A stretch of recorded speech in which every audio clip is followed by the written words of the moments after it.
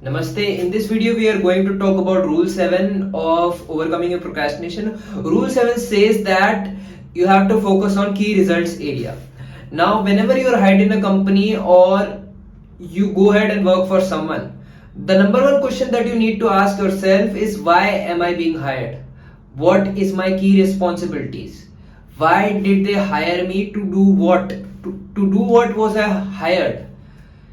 And this is applicable in anything and everything, but in work life this is the most applicable. Now Brian Tracy talks about his own friend who asked this question to herself, and she came up with a list of 3 items that, if she did correctly, could really help the business and also help her get promoted faster. So she went and talked to her boss about it, and the boss agreed, yeah, these are the things that you really need to do, and these are the things what I hired you to do.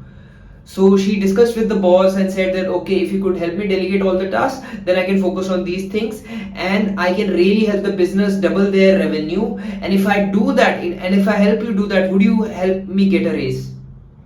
And the boss was completely into it, and the boss agreed to it, and she did get a raise because she helped quadruple the business in just 3 months time. So the question that you need to ask yourself is, what are your key result areas? What are the few things that you really need to do? If you're preparing for an exam, what are the few concepts that you really need to understand to pass that exam?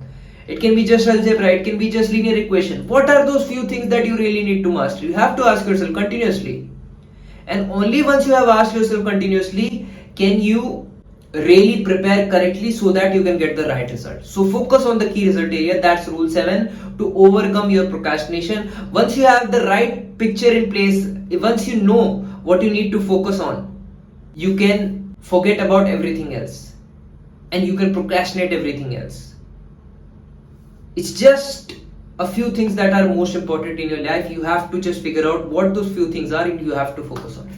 So that's all for this video. I hope you learned something from here. I would love to see you in the next video. See you.